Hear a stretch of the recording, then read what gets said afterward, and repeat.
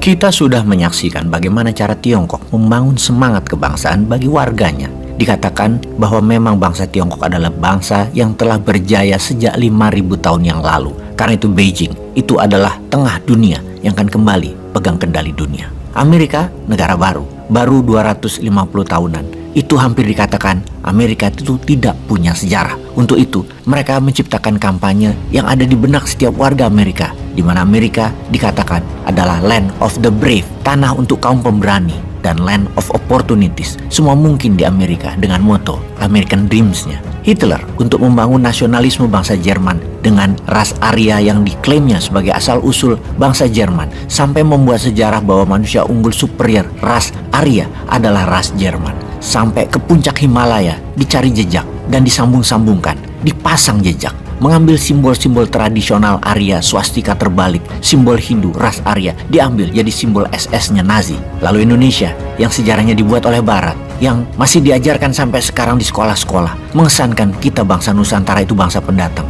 bukan bangsa besar, bangsa asli Nusantara yang dikatakan tidak punya budaya kecuali ambil budaya pendatang. Dan untuk itu kita harus luruskan. Generasi muda ke depan harus bongkar semua doktrin pelajaran sekolah yang dipengaruhi Barat, yang membuat kita seakan bangsa lemah, bangsa kecil, bukan pemain global. Kita seakan bangsa dari selatan India lah, dari selatan Tiongkok lah asalnya, masuk ke lahan kosong di Nusantara. Emangnya orang pindah nyari lahan kosong? Ya enggak lah, nyari lahan makmur lah pastinya, nyari budaya yang lebih tinggi lah pastinya, nyari wilayah yang lebih aman lah pastinya. Sungguh, Nusantara adalah pemain global, dan untuk itu sampai emosi seorang Bosman berapi-api untuk membalik semua informasi Barat dan informasi asing yang melemahkan jiwa dan mental anak bangsa.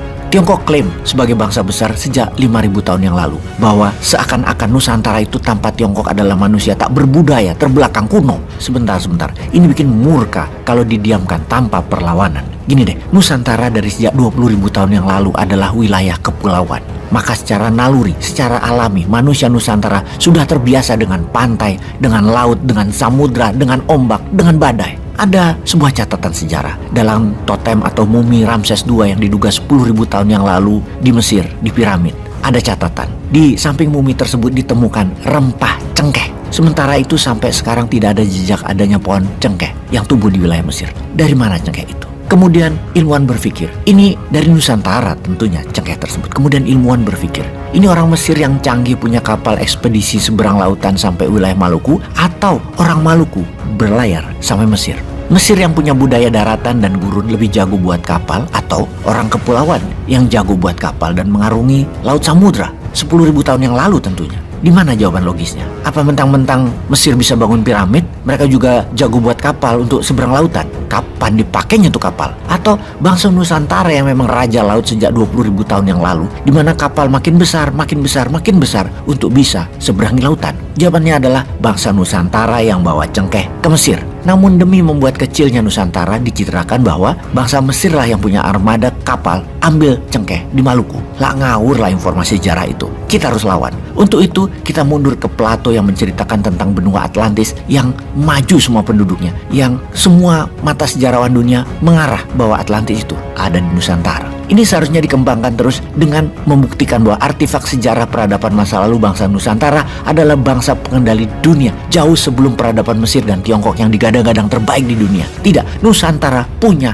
rekam sejarah juga. Bangsa Atlantis yang raja air dan berteknologi maju karena sudah mengenal api, di mana ada dua bangsa besar hidup satu zaman di satu wilayah, Atlantis dan Lemurian. Lemuria Pyro karena mahir bermain api, dalam hal ini teknologi logam, dan Atlantis yang menguasai air atau hydro, juga raja teknologi berhubungan dengan air, laut, dan samudra. Keduanya membuat manusia hidup dalam kemajuan peradaban yang tinggi sebelum salju mencair 2 kali dalam sejarah umat manusia. Fakta sejarah menyatakan bangsa Arya yang terdapat dalam tradisi India mencatat bangsa Arya sebagai manusia unggul yang tinggal di Himalaya, berasal dari Nusantara yang mengarungi laut untuk mencapai daerah tertinggi Mahameru, Himalaya, untuk menyelamatkan diri dari bencana yang akan terjadi dengan kenaikan suhu dan naiknya permukaan laut. Sama seperti saat ini kejadiannya, akan meningkatnya suhu dan naiknya permukaan laut. Sejarah dunia mengulang. Sungguh, sejarah tidak pernah bohong, namun kepentingan penulisanlah yang membuat catatan sejarah menjadi bohong, terutama bangsa asing untuk mempengaruhi bangsa lainnya. Sekarang bagaimana menurut sahabat semua? Akankah kita diam saja sejarah kita dikoyak-koyak